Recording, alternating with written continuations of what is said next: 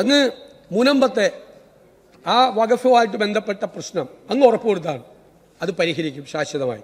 അങ്ങ് അത് മുൻകൈയെടുത്ത് അത് ശാശ്വതമായി പരിഹരിക്കണം. അതൊരു സാമൂഹ്യ സംഘർഷത്തിലേക്ക് പോകരുത്.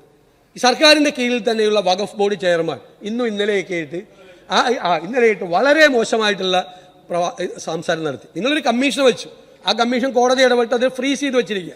ഒരു കമ്മീഷൻ ഫാക്ട് ഫൈൻഡിങ് ആണെന്ന് കോടതി പറഞ്ഞു ഇല്ലേ? ഫാക്ട് ഫൈൻഡിങ് ആണ് കമ്മീഷൻ എന്ന് പറഞ്ഞു.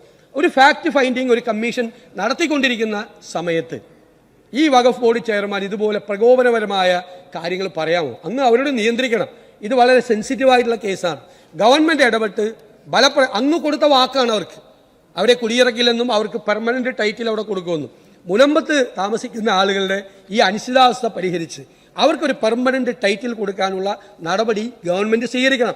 ഞങ്ങൾ ആ കാര്യത്തിലുള്ള പൂർണ്ണമായ പിന്തുണ പ്രതിപക്ഷത്തിന്റെ ഭാഗത്തുനിന്നുണ്ടാവും.